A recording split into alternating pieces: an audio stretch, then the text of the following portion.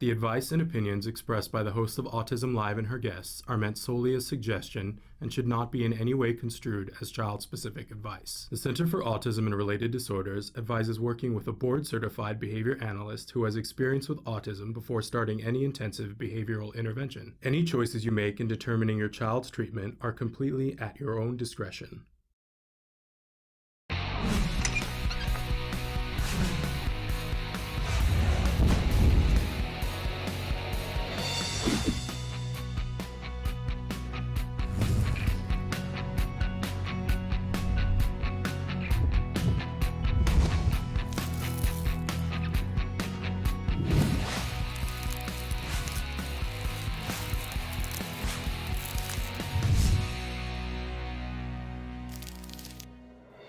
Good morning and welcome to Autism Live. I'm Shannon Penrod. We're webcasting to you live from the Warner Center in Woodland Hills, California.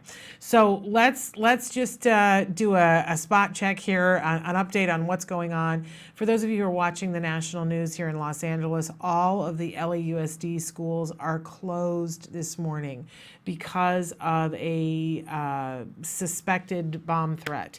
We're going to try to keep you updated on that as we continue on the show. Apparently, in the latest news that we've heard, the same threat was called into some New York City schools, but in New York, they were able to discern that they did not believe that it was a credible threat. Here in Los Angeles, they're being extra cautious. We will keep you posted. There are many, many children that are home today because of this. I am renting Mrs. Claus's wig just to give you an update, and we have a whole table full of some of the most wonderful toys you could ever imagine or conceive of. A little bit later on today, we are going to be playing serious, hardcore playing with some toys. They're all from LeapFrog, one of my favorite companies. These are, Kelby and I were playing this morning. We could barely help ourselves. And we were saying, man, don't we wish that these toys had been around when we were little kids. Kelby said we'd probably be smarter. That would be nice. We could all afford to be smarter today. But so fun. And so we're going to be talking a lot about LeapFrog. But I want to remind you that we're coming to you live from the Warner Center. This is the new home for the Center for Autism and Related Disorders, and it's the new home for Autism Live. We're in our new studio. And if things look a little bit interesting to you, it's because our studio is almost the exact same color of the definitive color of LeapFrog. They are literally, Kelby, can you switch off so that they can see the green screen? This is our actual studio. This is what color it actually is. And Kelby, through the magic of television and green screen, what he does every day is he takes this background out and it cuts out anything that's green, our computers. So that's why you will see some see-through spaces on all of our LeapFrog products, because this color gets eliminated. So go back so they can see the magic of, look, doesn't that look so much better? Except for on some of the LeapFrog logo stuff, not so good. But it'll be interesting today. We're gonna have lots of cool magic effects today because of the many colors that we're gonna show you. But that's why.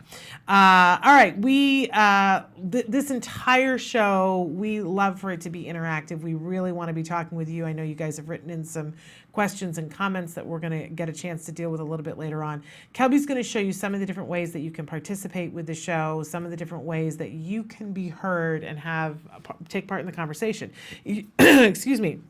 While he's doing that, I want to remind you that our homepage is autism-live.com. When you go there, many things to do. Please check out our blog and also sign up for our email list. When you do that, you will get the monthly viewer guide and the weekly viewer guide. It's a monthly newsletter and the weekly viewer guide.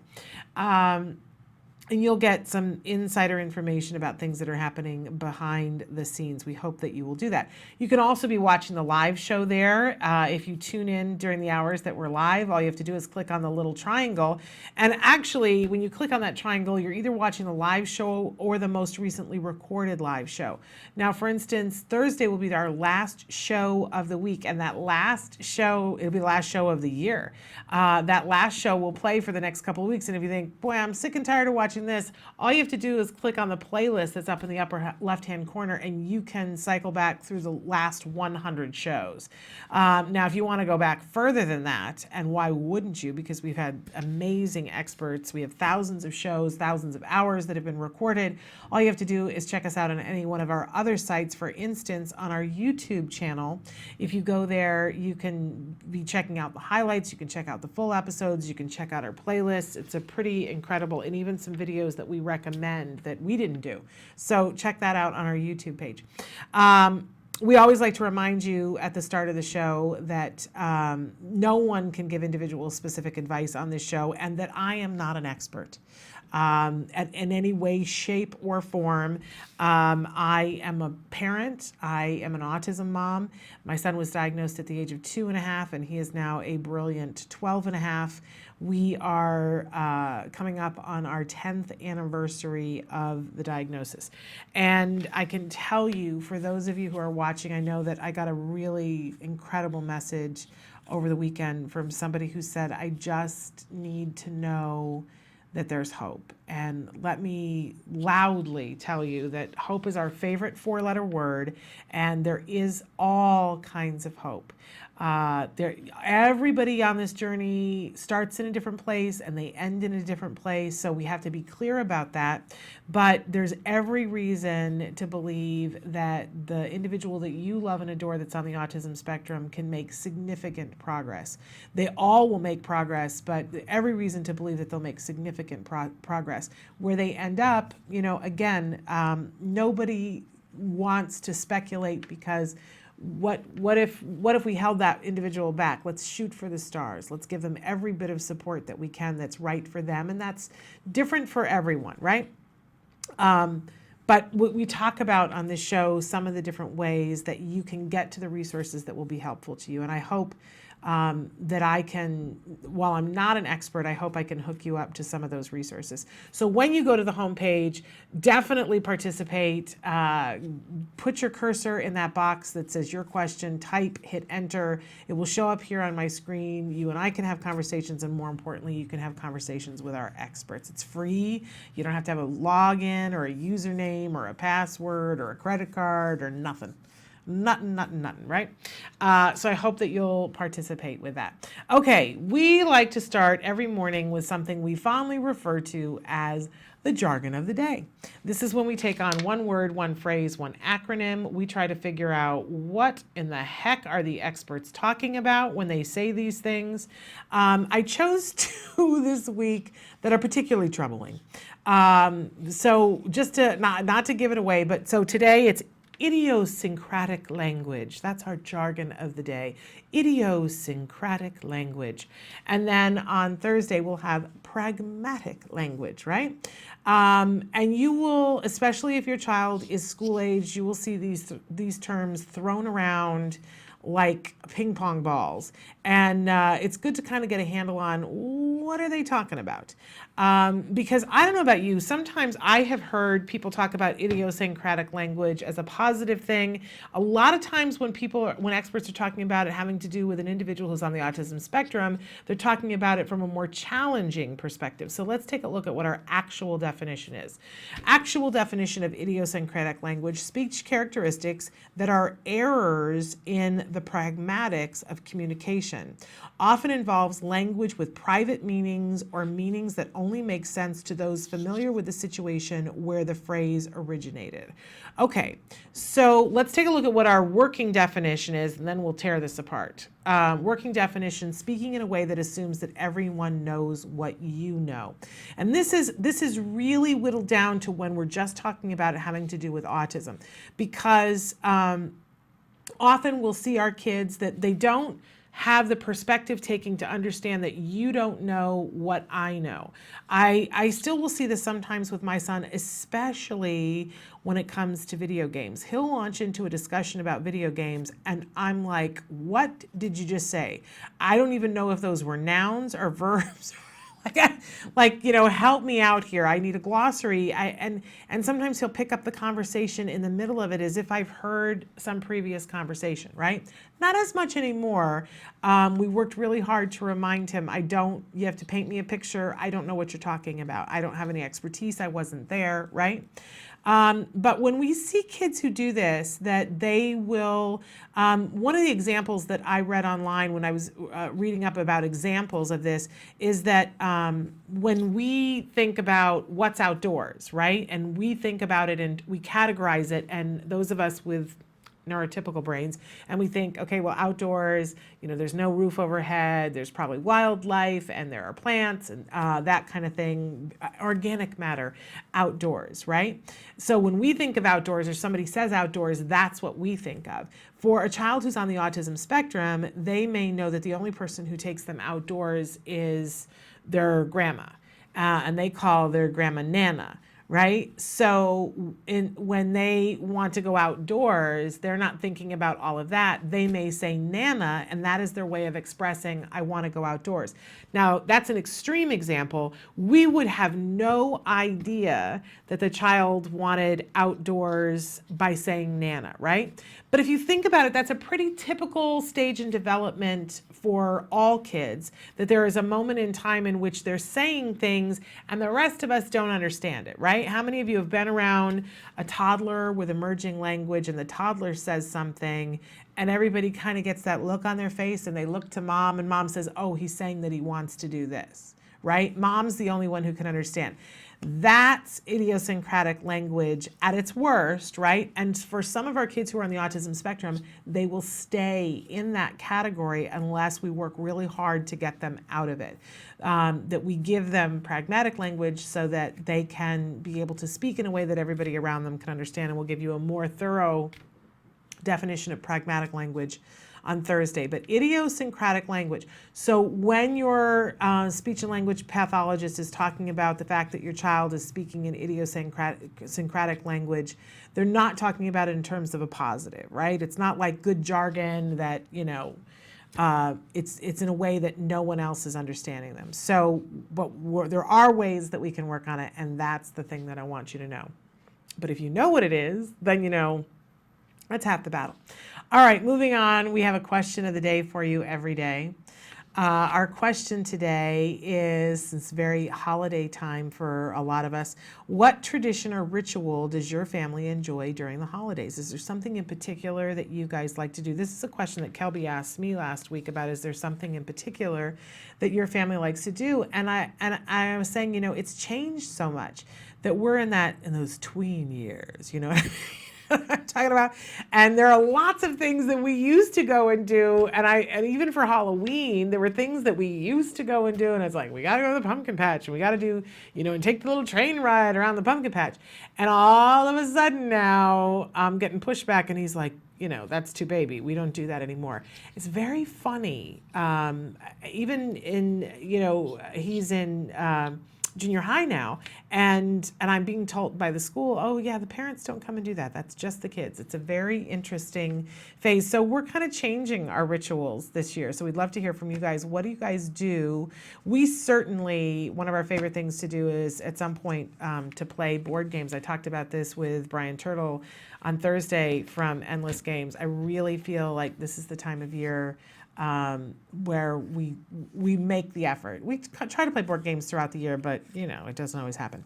But during the holidays, we really make an effort to do that. But we want to hear from you guys. Maybe you guys can help me to come up with a new tween tradition. And we're trying to focus more this year on doing things for other people, and that kind of thing. When I was a teenager, we used to go every year and sing carols at a local nursing home, and I want to see if I can get my son to do more things like that. I think that's a really good thing to do. But tell us what you're doing. All right, we always have a topic of the week. You ready for what our topic is for the week? It's learning to learn. I think one of the most amazing things as a parent and as a former teacher, there was a moment, sorry, I'm going to get verklempt. There was a moment when I was afraid that my son couldn't learn. And honestly, out of everything that we went through, that was the darkest moment when I thought, oh my gosh, is that true? And then later on, I felt so guilty for it. I thought, like, what a traitor that I'm a former teacher and I thought that my kid couldn't learn. But you know, our feelings are our feelings, right? But what I learned was that he could learn if he was given the right circumstances, and he could learn, and that he would enjoy it when he learned. And I think that that's so important. So it's kind of the thing that we've been talking about this all month long, about toys and how amazing toys are, and play is such a great platform in which to learn and to love learning. It's one of the reasons why I'm making a sizzle sound on my number-loving oven. We've got some noises that are going to be coming towards you. It's one of the reasons, though, why I love LeapFrog toys so much, because they lay the groundwork very early, that you could sit and play with any one of these toys. And you know, you think to yourself, well, you know, but these are toys that are appropriate for it, and fill out whatever the blank is. I'm sorry. Pizza, pizza, pizza. Love it, love it, love it. But when I was unpackaging these last week and taking them out, I can't even tell you how many people in the office came over and played with this picnic basket. Adults. And these are the kinds of toys, quite honestly, that, you know, you get these for children, and you will see that adults will get down on the floor and play with the child and want to play with it. They're amazing. And nobody realizes that they're learning while they're doing it. So and we're going to talk about all the different ways that they learn, because nobody does it like LeapFrog. Okay? No one does it like LeapFrog. They have this covered in so many different ways to make sure that it's educational, that it's craziness. So some of the different things that we're going to be talking about this morning, in just a few minutes, we're going to be joined by Dr. Jody Sherman from LeapFrog. She is amazing. She's been on the show before, and she heads up the team that does all of the research to figure out how to make these toys as reinforcing and as educational as they are. She's amazing. So she's going to be with us. We do have some autism news. If you were anywhere near a television set yesterday, you'll know the story that I'm going to be talking about today on the show. Get ready, strap in. And then later on in the show, excuse me, we have Dr. Linda Copeland. The unicorn is going to be with us. We call her a unicorn because she is a board certified behavior analyst, and she is a developmental pediatrician. So you guys have been sending some questions in, and she's going to be answering those. We're going to have all of that and ever so much more, and we will keep you updated if there is any more news about the LA Unified School District school closures for today. So, but stick with us. We're going to play. First up is LeapFrog and Dr. Jody Sherman after these messages.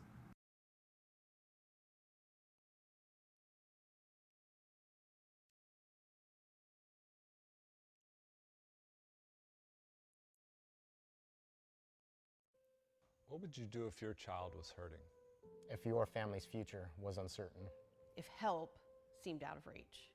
Have you been given no hope? TAKA means I am not alone in this. This is the reality for families affected by autism, and today, the number of children with autism is growing more rapidly than ever. TAKA unites these families and ensures that they do not have to fight this battle alone. Our oldest son, Jared, who has autism, when we first took him to the doctor to get the diagnosis, you know, it's so sad because they offer you nothing. There's no help, there's no hope. One of the things that you learn with autism is being very grateful for even the small milestones.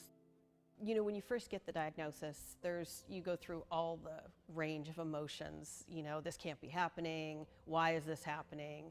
You have to get to a point where it's the emotion that has to be leading is, what can I do? The first thing that struck me was walking to a room and seeing, oh my gosh, we're not alone. And there is this very strong community that's already set. And something I still today associate with TAKA the most is hope. To me, that's what TAKA means. TAKA means hope. It's like you've got all these dreams and goals of what your son's going to do, and you get your diagnosis and you're sent home. And that's it. There's no plan of action. There's no, here's autism, here's what we're going to do to make your life better and help him. It's strictly go home and try to process it and go on the internet. it was devastating. And you just, you go through this 3 week of depression and then you snap out of it. You have to. And then you start making phone calls and trying to figure out what is autism and what are we going to do. And then we found TAKA, and it was life-changing. Autism, there really is no definitive answer. It is trying to find the resources that are out there that can assist you to help your child so that you just don't feel so helpless at those particular moments. There was direction and there was hope and there was a little ray of sunshine that he's going to be okay and we're going to be okay. I always look back and think we would never be where we are. Carson wouldn't be where he is at without TAKA.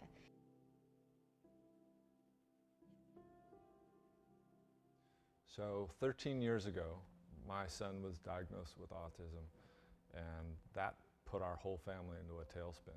There were so many different ideas and things that were not proven. Nobody knew what guidance to give us. We had no direction. And then we found TAKA. They helped give us a path to follow, help give our son a better future and make him healthy and put him back onto the road of recovery. When your son's first diagnosed, the first thing you hope for is, gosh, I just want my son to speak. I just want to be able to communicate with him in some way. Then you want a little more. You want him to go to a regular school. Then you want him to potentially have a real life and go to college. So you're always hoping for the future of your child. My son is a happy, healthy, vibrant young boy that's going to turn 15 really soon. And we couldn't be more pleased, and without TAKA, I don't think we'd be in the place that we are today.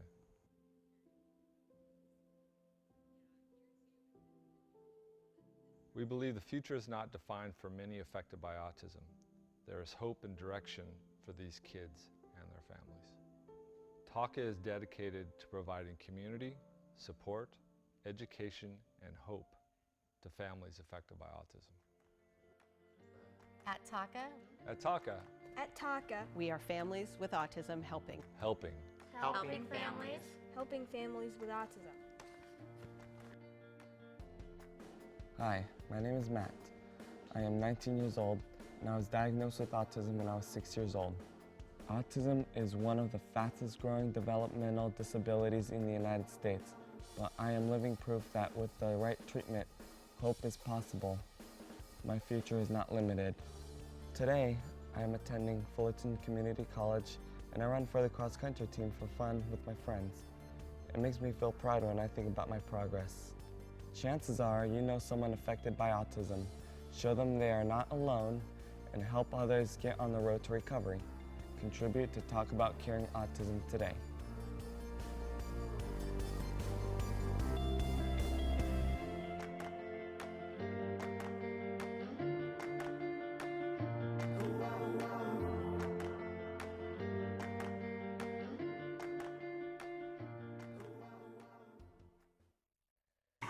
Welcome back to Autism Live. I can tell you with all sincerity that this is my favorite show of the year because we have with us, joining us via Skype, Dr. Jody Sherman LaVos. I was leaving out the LaVos before, and we're going to call her Jody for the rest of the show because she rolls like that and she's amazing. And she is coming to us from LeapFrog. She is a math development expert. She's the director of LeapFrog's learning team. And my mother used to have an expression. She would say, oh, well, did so-and-so write the book on early childhood? Well, it turns out that she co-authored the Encyclopedia of Early Childhood. Who else can say that? So Jody, thank you for being with us again. We love you and we love LeapFrog. So thank you for being with us. Thank you so much for having me. It's a pleasure to be on the show and talking with you today. Well, it's our thrill. I gotta say, LeapFrog is just one of those, it's not just one of those companies, it is the company that over a span of many years has just continued to get it right over and over again for all of our kids, whether they're neurotypical or whether they have special needs. But I have to say that in particular for our kids who have special needs, you have so many things that work so well for our kids. What do you think why do you think you guys get it so right? I think there's a lot of reasons for that. I've been here for almost 7 years, and what I've witnessed here at LeapFrog is this really magic combination of fun, and learning. And so LeapFrog is a company that, unlike many others, they've invested in having an in-house team of learning experts, which I have the privilege of leading. And what that means is that we get to sit down beside the incredibly talented and creative, game designers, artists, audio leads, producers, and think through from a learning perspective, what do we want this experience to teach? What developmental milestones are we trying to address? And then how can we make it fun and magical for kids? And so by really understanding kids, by understanding different developmental differences and needs, we can incorporate all of that into a toy or a digital game or a tablet and make it something that is meaningful and appropriate for kids. And that really resonates with the entire mission of the company, which is to help kids reach their potential, to help kids get ahead. Well, they're amazing toys. They're so well designed, and there's so many things that they do. And we tried to single out one toy from LeapFrog this year for our toy of the day, and I'll be honest with you, I just couldn't do it. There's too many things to choose from, and we only picked new incarnations of things because you guys are constantly coming up with something new. I want to talk about each one of these toys individually, and I have in front of me the number loving oven. We have had so much fun with this toy for the last week, and I even played in the beginning. Let's fry an egg. Let's fry an egg. It tastes amazing on top of anything. I love, there's a song, I don't know if it's going to play it, and I probably shouldn't have turned it on because then it'll be hard to talk over, but there's a song that I've been singing all weekend about put an egg on it. Yeah. That's great. I'm absolutely loving it. So talk to us a little bit about the number loving oven. Yeah, sure. I have it here beside me. It's one of my favorites. As you mentioned in the beginning of the show, my background's in children's mathematical development and cognitive development. So when I see a toy that incorporates a really classic play pattern, a role-playing opportunity with really integrated math experiences, I think it's a win for all kids. So number 11 oven really takes advantage of the fact that kids like to mimic what they see mom or dad or big siblings doing. And so cooking is something that they see all the time. And what we've done is we've incorporated numbers and really important number concepts into this toy. And so we have, for example, we have one egg. You mentioned the egg on it. Yes, put an egg on it. Two cupcakes. We have 3 pieces of bread. And we have the pizza that breaks into 4 even pieces. And on each of the pieces, we see the numerals and the number of ingredients that match that numeral. So we're helping to incorporate that one-to-one correspondence and what numerals stand for. And we also have a lot of play along what is essentially a number line. It looks like part of the oven, and the child is asked to set the oven to a certain number, whether that's how long something needs to cook or the temperature it needs to cook at. But what we're actually teaching kids is to think about numbers as being on a linear number line, which is a really important representation for kids. And so they begin to learn that 2 comes after 1, that 2 is halfway to 4. There's a lot of really important concepts that we can help support by teaching numbers on the number line. So it looks like an innocent, fun toy. It is a fun toy, but we're really fostering some important learning skills with number 11 oven. It's amazing. And, we talk a lot on, one of our jargon terms on the show was functional pretend play. And we've talked a lot on the show about how important it is for kiddos who are on the autism spectrum to have functional pretend play toys, where it kind of mimics what, as you were saying, what mom or dad does. So on the first level, this is a great functional pretend play toy, but it's as if you took functional pretend play and gave it steroids. Yeah. Because as you said, all of those number things that you're doing are off the chart fabulous. And if you think for a second that even just the fact that this little piece of pizza has 3 mushrooms on it and has a 3 on it, a child seeing that and playing with it over and over, they're going to be able to recognize that. It's going to help to build those skills.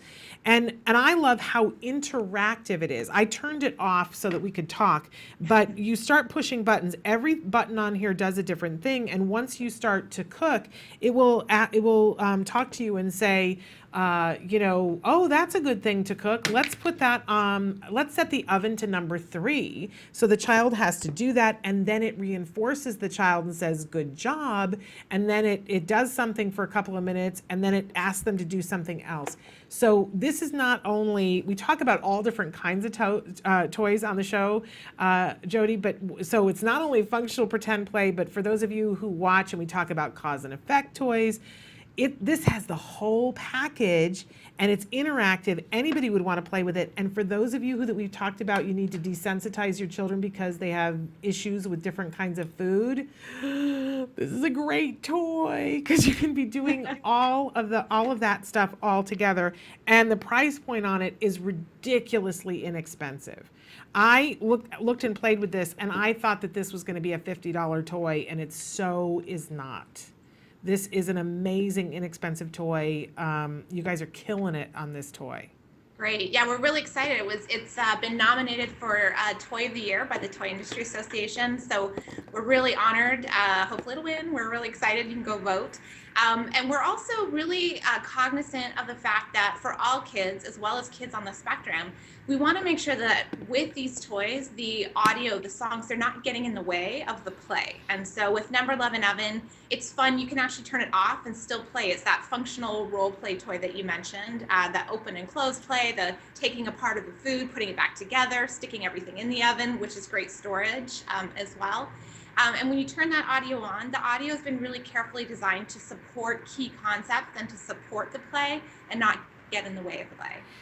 Really, really wonderful. And I love especially that that there is the off, and then there is a low volume, and then there is a higher volume. That is such an attention to detail. We've all gotten a toy from some hateful person in our life that is given to our child that has only the loud setting and it has sirens. Yes. I have a single friend who she deliberately does that for all of her friends that have children. She gets them the loudest toy that she can. But you get a LeapFrog and you have the ability to turn it down or turn it off. We appreciate that more than you'll know. All right, I think we should take a break because I want to set up for the next one. The next thing that we are going to talk about is this fabulous shape and sharing picnic basket, which I don't know if you heard me at the start of the show saying that I have had to beat people away from my office because they want to come in and play with the picnic basket. So stick with us. We're going to be back more with Dr. Jody Sherman-LaVos from LeapFrog after these messages.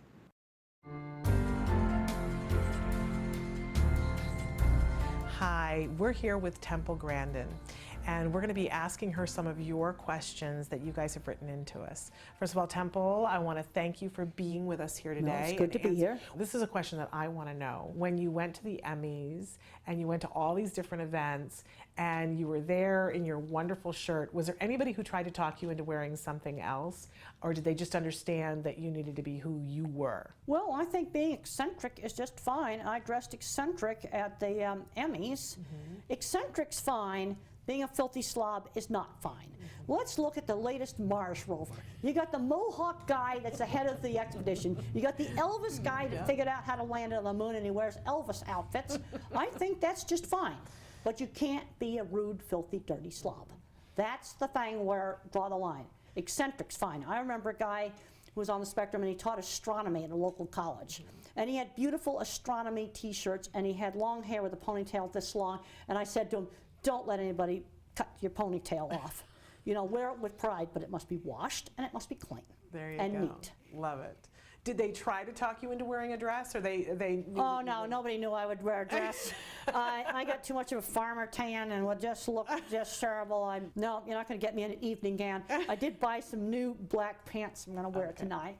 Well, I thought you looked great. Well, I want to let you know about the shirt award of the Emmys. Yeah. That was a Ralph Lauren shirt. Okay, fashion snobs.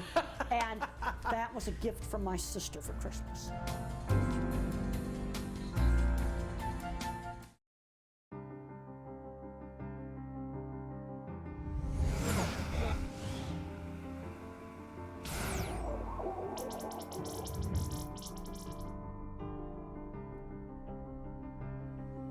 Torin.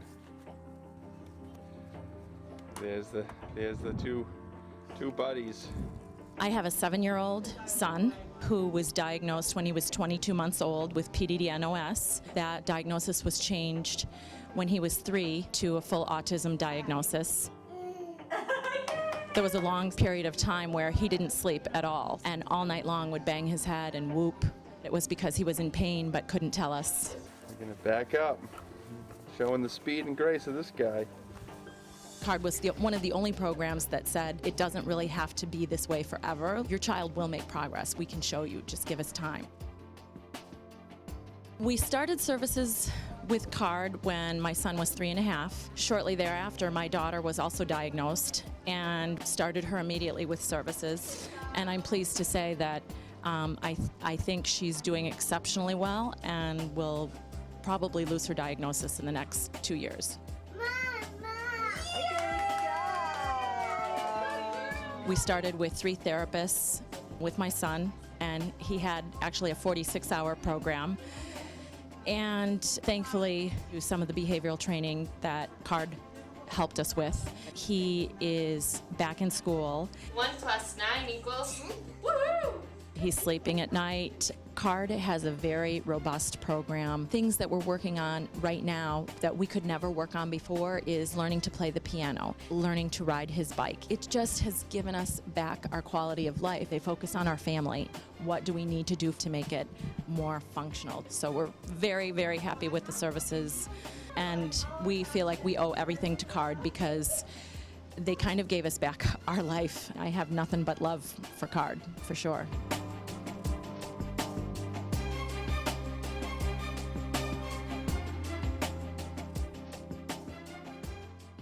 Welcome back to Autism Live. It's the Festival of Toys, and man, did we save best for last. We have LeapFrog with us, and we don't have the whole of LeapFrog. In fact, we have Dr. Jody Sherman-LaVos is with us via Skype, and we are talking about some of the amazing toys that are out this year for LeapFrog. We're not even going to scratch the surface, I got to tell you that. But one of the things you know when you're getting a LeapFrog toy is that it is an amazing, well-researched toy. We've been talking with Dr. LaVos about this. And the next toy that we are featuring is this fabulous shape and sharing picnic basket.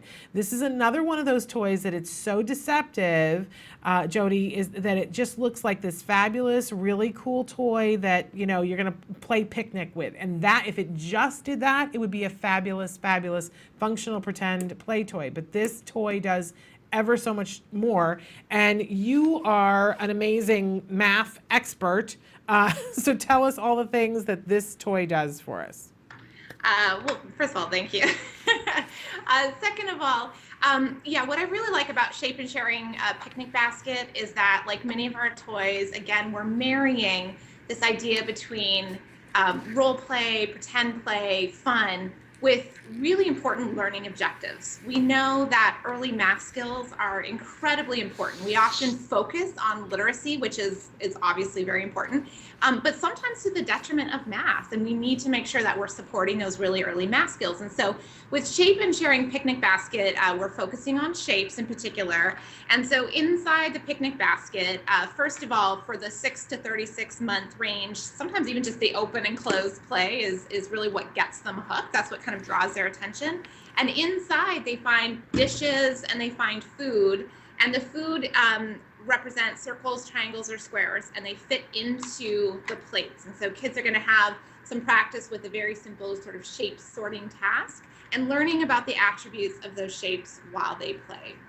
And what I really like most about this picnic basket is that it's inherently designed to foster sharing. And we know that social skills and interacting with others can be something that some kids struggle with a little bit.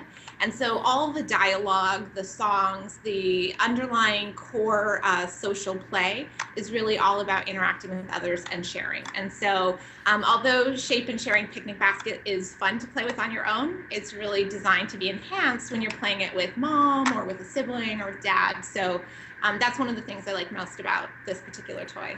I really think it's incredible, and I love that on here you have a setting where you can be doing the songs, or you can just be working on shapes. Earlier, I was on the shape one, and it was asking me questions. It was saying one of our foods is shaped, or two of our foods are shaped like squares. Can you find one of the pieces of food that's shaped like a square?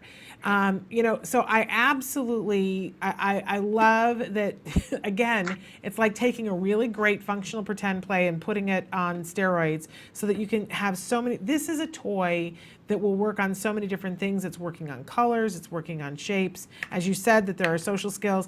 I love how much attention there is to detail. Now, other people would think that this was a strange thing, but you have two little cups. It comes with a little picnic blanket here. I don't know if you guys can see it. And it comes with the two little cups in the plate so that you can have a pretend tea party. But the little cups have holes in the bottom. And I absolutely love this because it means that we're not going, when we're pretending, there's no actual liquid in these cups and we're going to pretend to drink. You know that if there were not holes in the cup, at some point somebody would pour something into that and then everything would get all sticky. So I love that attention to detail. And it's better for our kids to pretend to drink. We're building all that creativity and imagination, which is so important for our kiddos that are on the autism spectrum.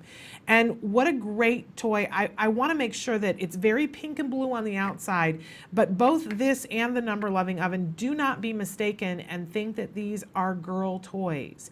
These are great toys for both our boys and our girls who are on the autism spectrum. This is a superlative toy. I just love it, Jody. Great. Yeah, I'm really excited about it. And there's something about getting on the floor with your kid and interacting with them that's magical. And those are the moments that you as a parent will always remember. And this toy fosters that. It's a great opportunity to stop what you're doing, get on the floor, and play with your kid. And so many of you write in and talk about eating issues and food issues and food selectivity with your kids. I can't emphasize enough how important it is to have toys like this that revolve around food, that you sit down, as you said, on the floor and you pretend to eat the toys. You can get a child, if you're modeling it and you're having a good time and pretending to eat the toy, children will then eventually mimic that. Then you're learning through observation, right? Your kids are mimicking you, and it's not, that's just one of the steps along the way when we're doing systematic desensitization to get a child to try a new food. You're teaching them about flexibility. Maybe, you're eating the cookie and then you're eating the pie. Those of you who have kids who have food selectivity, you know how huge that would be if your child actually would eat all those different things. So great, great, great toy. And you mentioned too during the break that all of your toys are designed, it's a great picnic basket, but it's a great storage so that you can tuck all of the things that are part of this toy in this. I'm going to do it right now in front of you. I feel like I'm on QVC. I'm demoing. You put all of these toys in here so that, and I didn't do it really good, but because I need to get some on the other side. But so you can close all this up and the toys are all together, because as you were saying, otherwise it's a recipe to lose a piece. I'm going to fit my little blanket in there too, and see this toy goes up on the shelf and it's ready to play with the next time, and they don't have pieces laying everywhere. Fabulous toy. Good job. Right. Yeah, it's easy to put away and they can help with that. It's also easy to take on the go, right? It's got that handle, everything fits inside, so it's easy to just kind of grab and go with you wherever you're going. Honestly, when I unpacked this the other day, every single person has stopped by to play with this in my office. It's been insane. That's a great sign. It's really, really fun.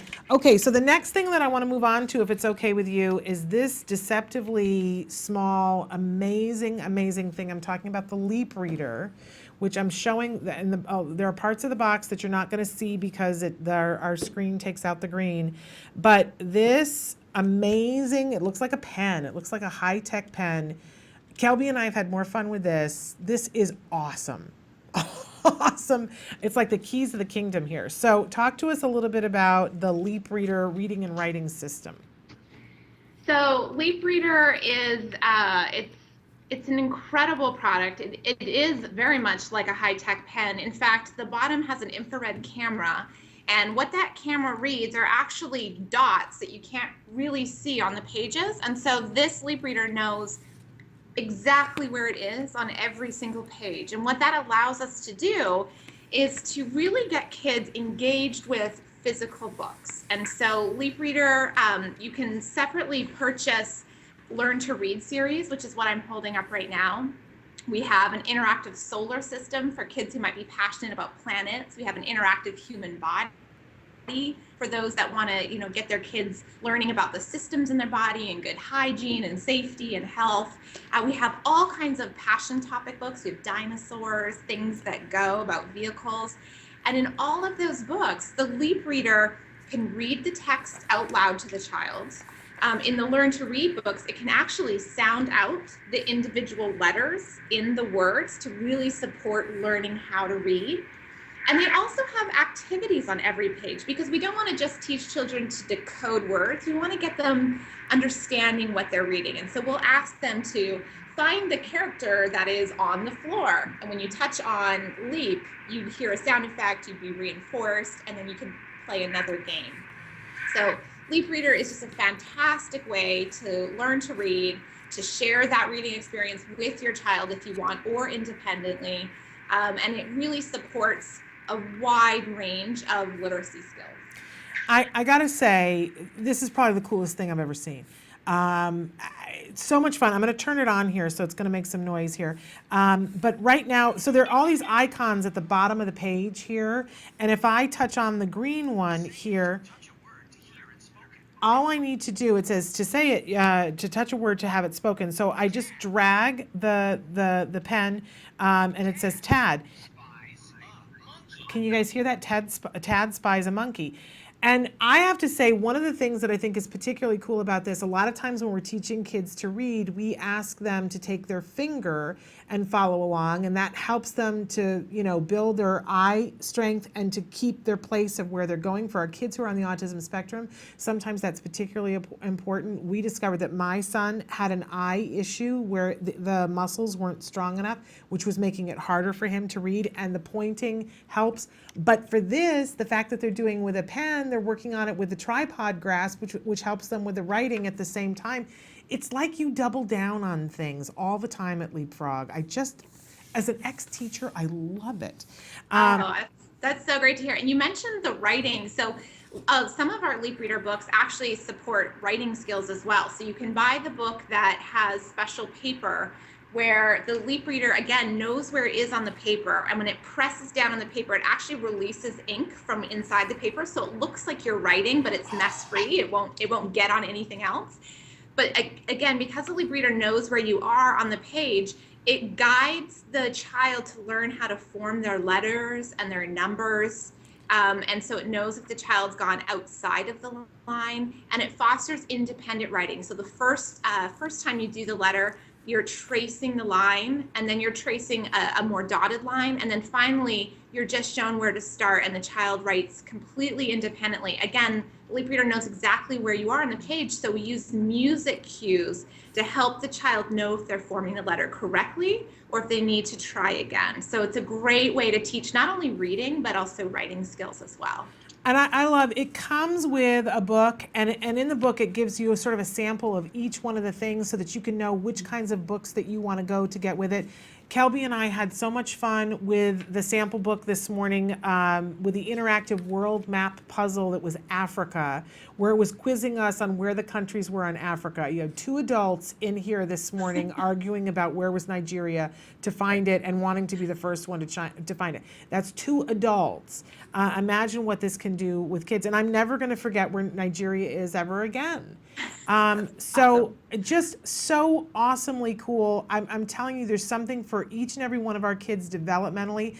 And here's the pièce de résistance. If we don't already have you on this, it also has a headphone jack. Yes, ladies and gentlemen. So when you are in the car, we've all had the experience of being in the car with our kid in the back seat, doing something that has some sort of repetitive sound or something, and we start thinking, I'm not going to make it to my destination. I have said to my son, you either turn that off or I'm going to lose it right here and right now. I will pull this car over, right?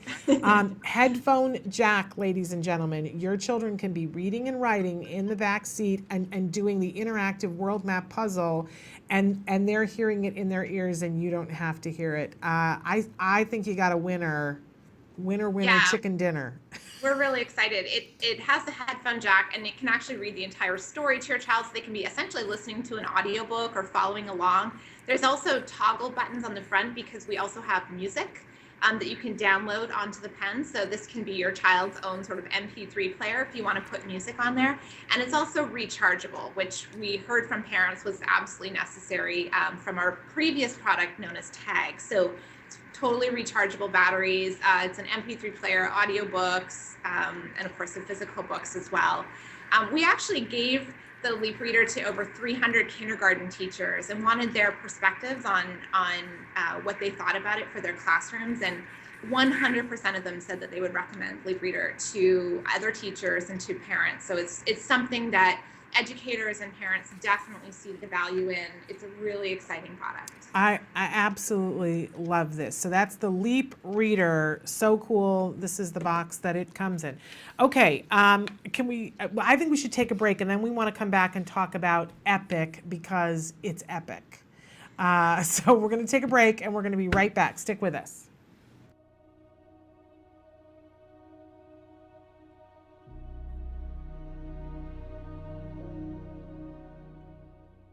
Hello, fellow activists. In our last segment, we talked about step number 2, educate yourself.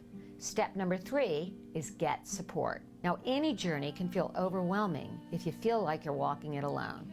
Well, you're far from alone, because with 1 in 50 kids diagnosed with autism today, there are a lot of us out there. Of course, there's always the issue of financial support. Now, there's a handful of organizations out there that offer financial support to families in need. ACT Today, or Autism Care and Treatment Today, is one of them. Visit our website at www.act-today.org to find out more about our grant process. I want to talk about a different kind of support today, emotional support. Now, you can get that from other travelers on this path. Some of the best advice I've ever received is from the moms of other kids with autism who went to school with Wyatt or were involved with programs with him. Then there are the pioneers. These are the families that have gone through this years ago, and there was very little information out there. All of these people seem to have the desire to pay it forward. Now, one of them, Lisa Ackerman, who is one of my mentors, started an organization called TAKA, Talk About Curing Autism. She actually took the concept of mentors and support groups and made it available to everybody. You can go to their website, talkaboutcuringautism.org, to find out more.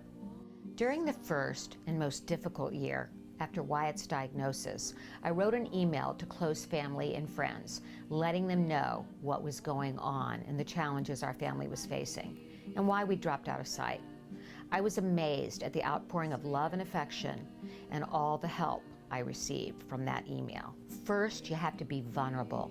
You can't be afraid to ask. Try this out. Could you cook me a meal? Are you going to the market? Can you pick me up a few things? Could your kids play with my kid and make them feel included? Or can you come over and clean my house? Well, maybe not that last one, except with your best friend. And maybe the best support of all is having someone that listens, and that doesn't cost a dime. So until next time, surround yourself with the loving kindness of others and keep the faith.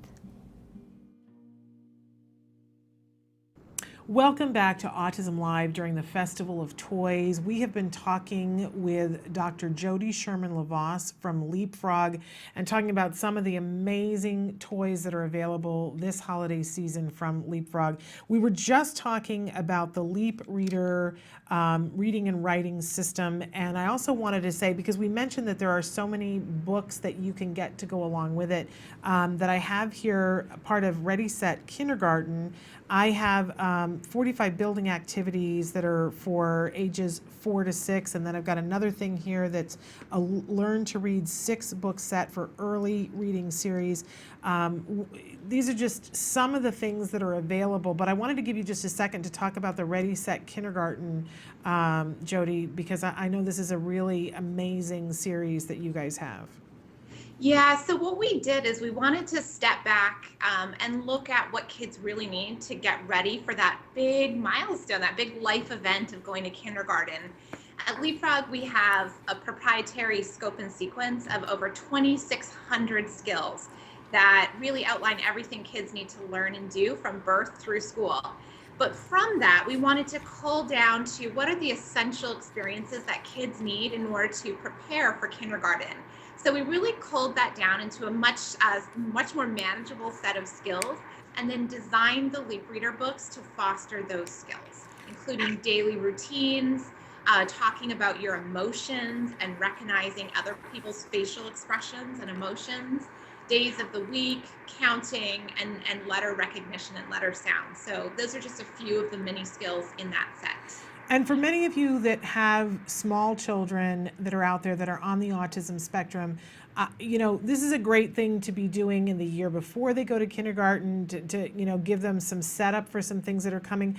But even if you have a child that's in first or second grade and you're behind on skills for kindergarten, what a great thing to do to, maximize every single available moment that you have, because you know that when we do that early intervention, the main thing that we're trying to do is get our kids caught up and never let them fall behind again. So what a great thing to be doing in any downtime that you have. If you're in the car because you're driving to therapies, get this in their hands. We mentioned that you can do it with a headphone if it's driving you crazy while you're working or while you're driving. You can turn the sound completely off and your child is still learning.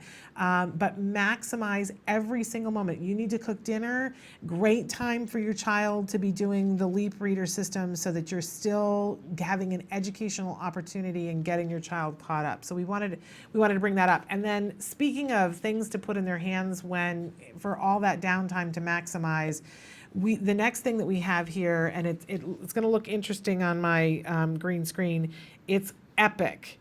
And that's the name of it, but it is Epic. So Jody, talk to us a little bit about this amazing, amazing learning tool that I'm holding up here. Sure. So several years ago, LeapFrog launched the original LeapPad, which was really the first kids tablet in the marketplace. We kind of revolutionized that space. And since then, we know that more and more kids are clamoring to get their hands on a tablet and a way to play. In some cases, it's because that's what they see mom and dad doing, and they want to sort of mimic that behavior, and they know there's so many fun opportunities to play on a tablet. And so every year we've revolutionized and we've recreated that tablet experience. And with Epic, we're really excited because this is the first time that we have an Android-based tablet, and it's available outside of the toy aisle. This is a really cool kind of big kid take on a LeapFrog tablet. It's called LeapFrog Epic, and it's available in the CE section or consumer electronics section of any of your major stores, as well as online.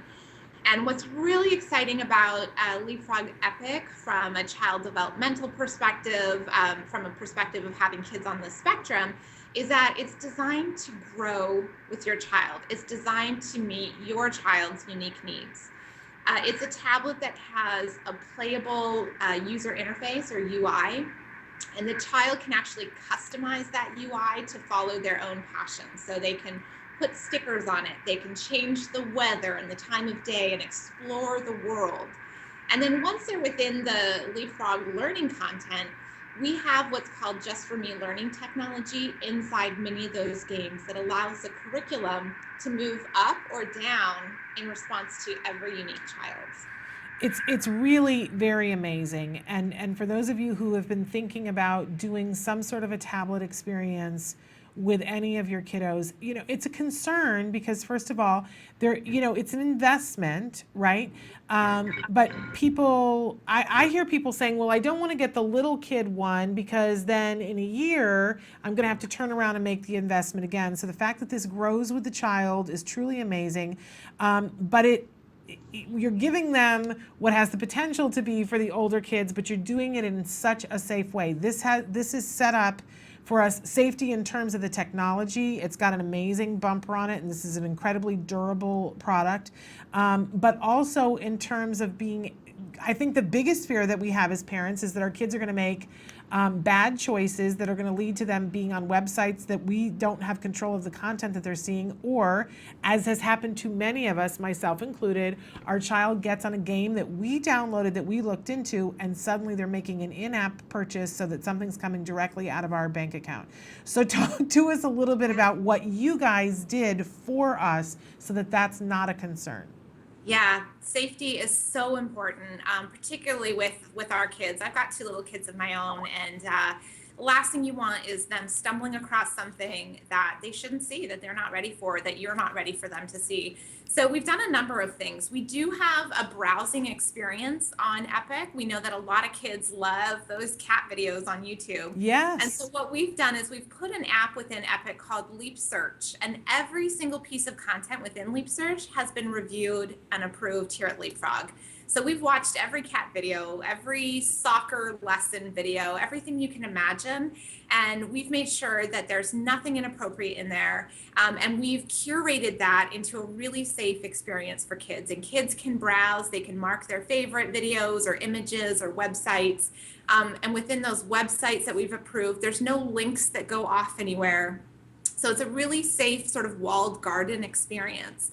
But we really wanted to stay true to the grow with me promise of Epic. And so we've allowed 2 additional things. One is that when parents feel that their child is ready, they can actually whitelist or select additional websites and things that they want their child to have access to. So maybe your child's school has a website that you want your child to be able to access. You can put that URL into that experience so your child can access that. And then finally, if you're ready to sort of step back, you can remove that final barrier and give your child that full browsing experience, which really allows Epic to reach a very wide range of kids. I gotta say, you know, anybody who's thinking about doing a tablet as a parent who didn't have that kind of technology, the first time that my son had a tablet was when he was 8. And oh my gosh, no, maybe it was a little bit younger than that. Like the things that we dealt with, it is worth everything to not have to deal with those. That alone makes this an amazing, amazing educational tool. But all of the games that you have in here as well, it's epic. I mean, there's no better word. Whoever decided that's what to call this, they got it right. It is absolutely epic. It also has a camera on here. This is an amazing, amazing gift for any child. Yeah, and one of the things we really want to focus on with Epic is this idea of creativity and imagination. Those are the I and the C in the word epic. It's all about exploring, playing, imagining, and creating. And we know that for kids, self-expression and being able to communicate who they are and what they think about the world and how to customize things, it's really, really important. And so that's part of all aspects of Epic, including, as I mentioned, that user interface. As soon as you're into the world, it's not just a menu selector with icons. It really is a world in and of itself that kids can play with. They can express themselves. They can customize it the way that they want to. It's just so amazingly wonderful. I absolutely love it. And I have to say too, thank you to LeapFrog for all that you guys do and all the research that you do. But for our viewers that are watching, I want you to know that all of these toys were donated by LeapFrog and more. My office is full right now to the brim with these amazing toys that we are going to be giving away at our Sensitive Santa event that's happening this Sunday. If you have not already registered to come to this event, please do. Kelby will put up the site where you need to go to register for this amazing event. And we really want to thank LeapFrog for your tremendous generosity and giving us a bunch of toys so that we can put some of these amazing toys into some amazing kids' hands. Thank you so much, Jody. Oh, it's our pleasure. I can't imagine a better event and a better way to sort of share the passion that we have for kids. Well, we love LeapFrog. We love what you guys are doing for all of our kids. And I know people are very familiar with the brand, but let's talk just briefly about all the different places that you can go to purchase LeapFrog products. Sure, we have our own website if you want to go there and sort of see the wide range of products. It's leapfrog.com. We have a Facebook page as well, so Facebook/LeapFrog, and you'll be able to see our posts. We have a lot of resources for parents as well, and printables and activities that you can use to keep your kids busy and learning wherever they are. And of course, all major retailers, so Toys R Us, Target, Walmart.com, Best Buy, all of those retailers, and of course, Amazon.com as well. So you can go in there and search for anything from LeapFrog. We love us some LeapFrog. Thank you so much for being with us. Tell everybody there happy holidays and thank you from us. I will. Thank you so much. Thanks for being. I know we kept you longer than we meant to, but we had such a good time. I had a good time as well. Thank you so much. Take care. Have happy holidays. Bye-bye. All right, too. Bye-bye.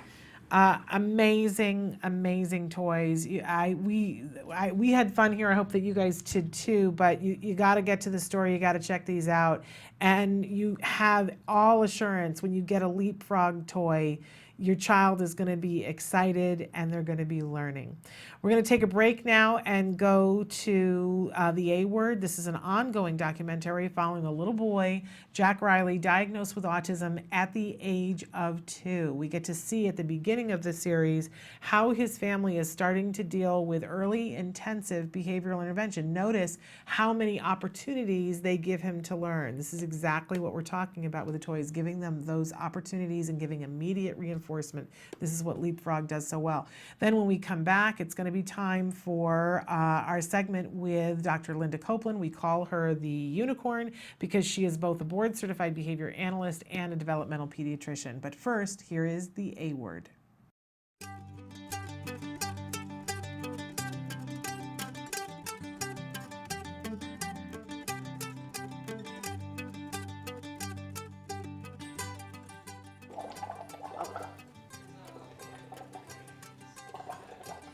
My name is Jack Riley.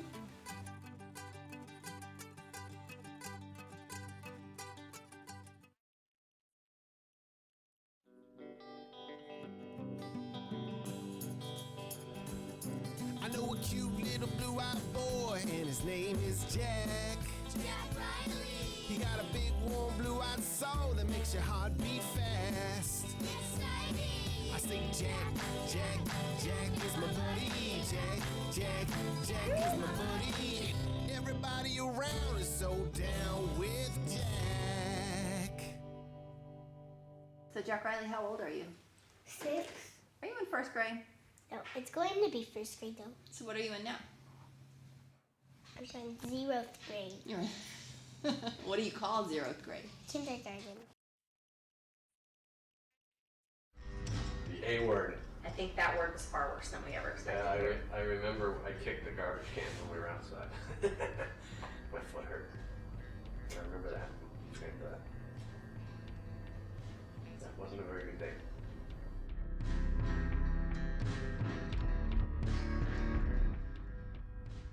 Say, yeah, there we go. Good job. Green or orange? What is it? What's your dad's name? Mike. It's hippo I guess it's a pretty good example of what it could look like. I mean, there's struggles for all kids, but the fact that they were, Cheryl and Mike were so great, you know, taking in our parent training and utilizing the tools that we gave them and being on board with us and being consistent.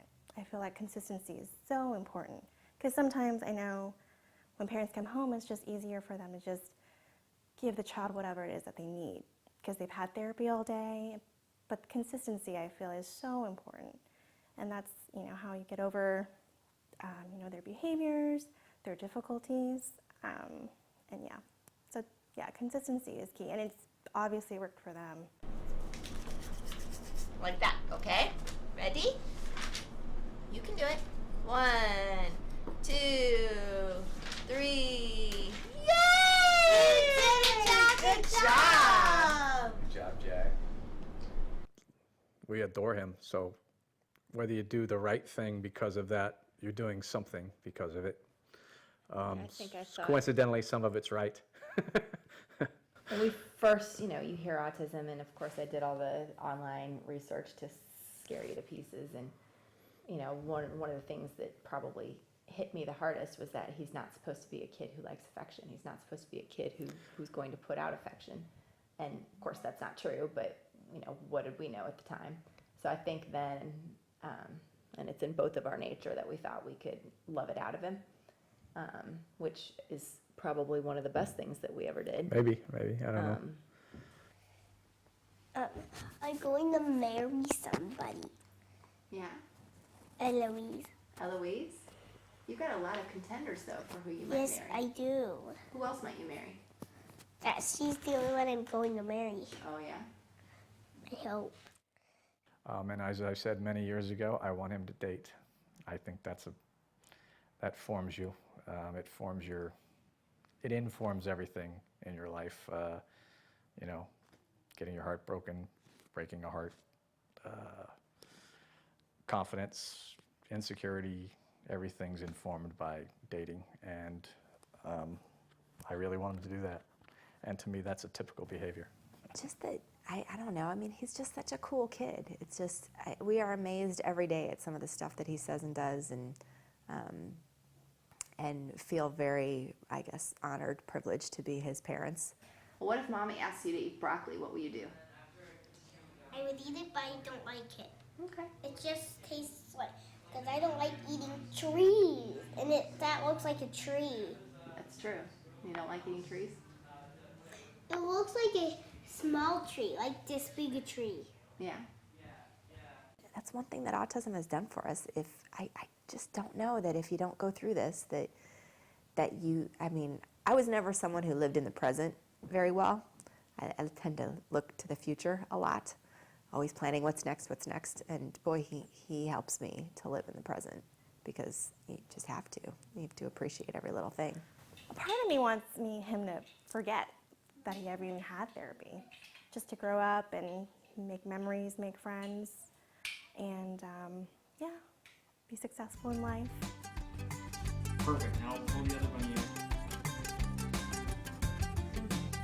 Did it.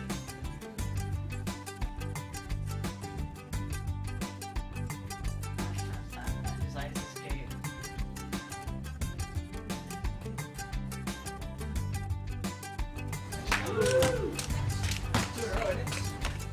It's not a death sentence. A lot of joy and growth, and when you find the fun, it's probably bigger than it ever would have been with a typical kid, because you work so hard for it. And that's about it, I think. Can you take this off? Makeup. Temperamental star. Nailed it.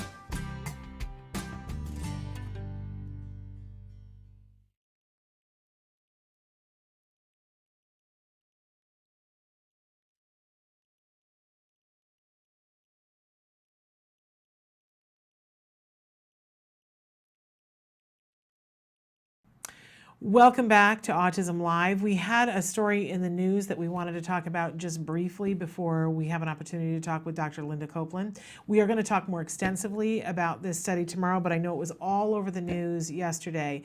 Headline says, studies suggest antidepressants may be linked to higher risk of autism, but chance is still slim. Okay, so what are we talking about here? It's a new study that looked at all kinds of antidepressant medication, and what they found, and the reason why they're concerned, and this is, by the way, the University of Montreal, and it is the Journal of America, JAMA, which I think is the Journal for Adolescent, I don't know, JAMA. But in any case, they looked at 145,000 individuals born in Quebec, and they looked at SSRIs and other antidepressants, and what they saw that on the SSRIs, that those mothers that took that medication when they were pregnant, they were more likely to have a child who was on the autism spectrum, although the percentage was less than 1%. So this is why they're saying, well, it seems to be a link, but the chance is slim. So we are going to talk about this more tomorrow.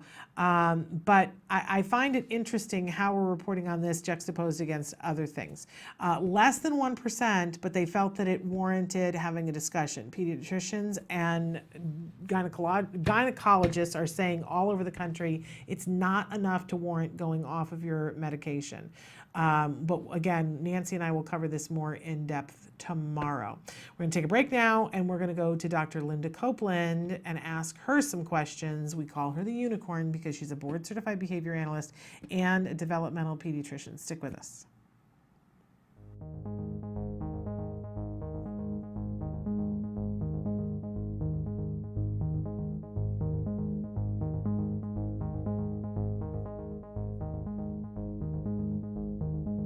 Mid-swing on this wonderful day, this wonderful walk with Mr. Matt Asner.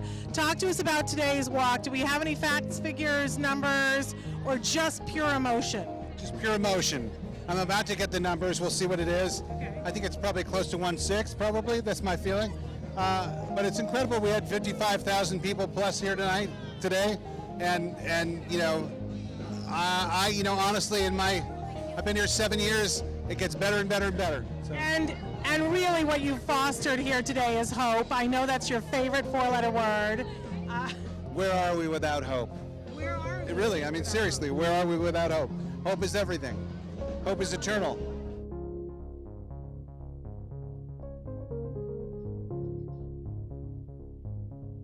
This is a pretty big event. Every year I love it. What does this event mean to you? Well, I just think it's great that you see so many people coming out to support, autism.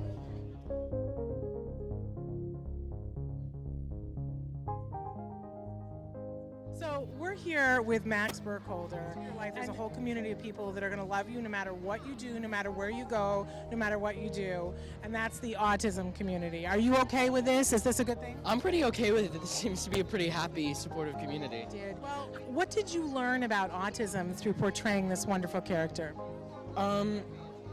Sort of the individuality of it. You know, like with autism spectrum disorders, a tendency is to sort of generalize everybody with sort of the same degree of affliction as sort of exactly the same, and very generalize them a lot. But something I found while just talking to everybody, and that I tried to put into the characters, just the sense of individuality that all of them have, everybody has. And so at a certain point it became not really even portraying autism, it just sort of became portraying the character.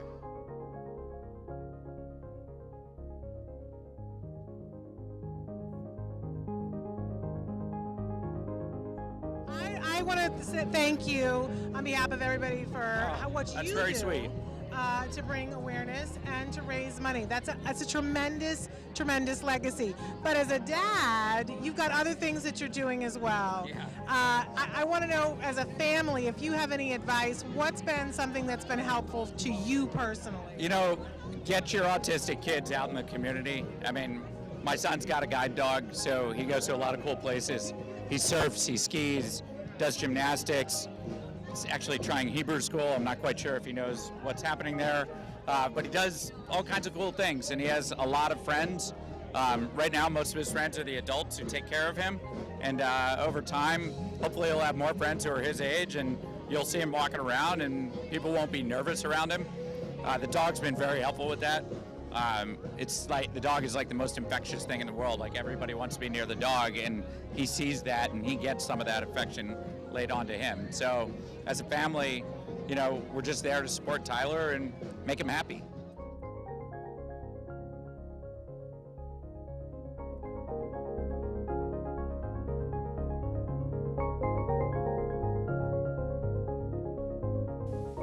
Welcome back to Autism Live. Look who we found during the break. It's the unicorn.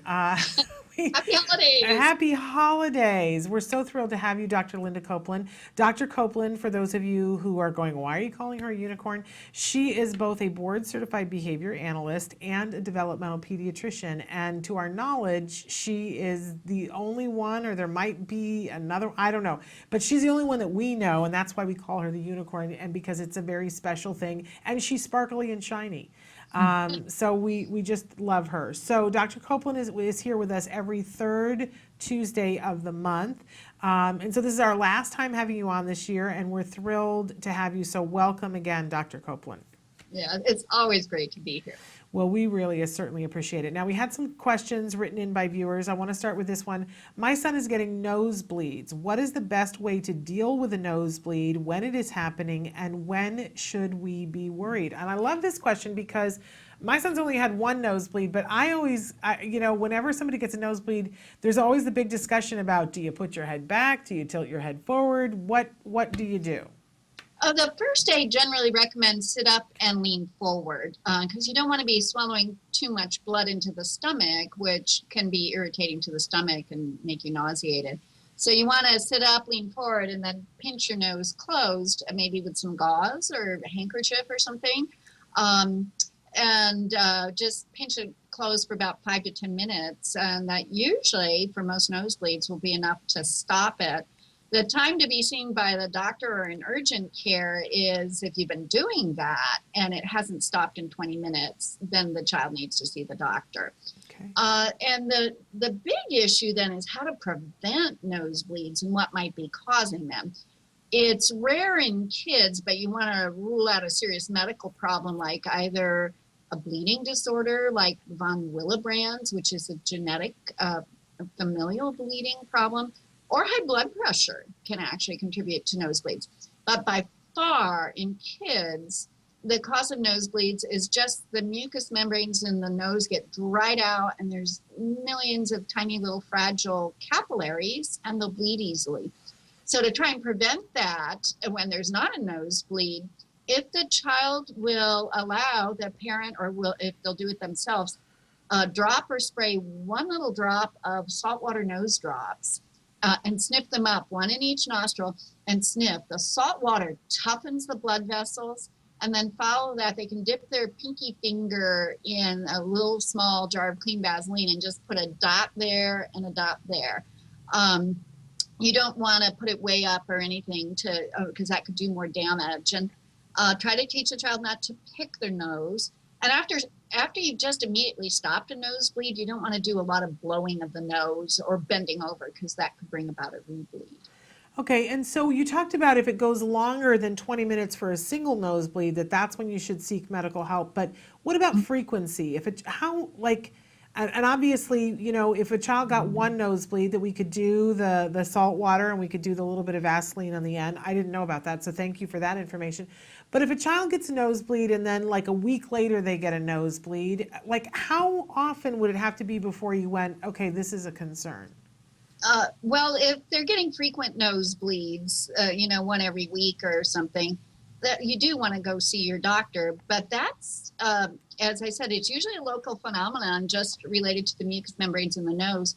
And the saltwater nose drops you should actually do twice a day, every day, like for the next 2 or 3 years, if you want to decrease the frequency. Okay, great. And if you do that regularly, then they may not need to see an ears, nose, and throat doctor or have the blood vessel cauterized. Sometimes for really severe recurring nosebleeds, the ears, nose, and throat doctor needs to cauterize the vessel.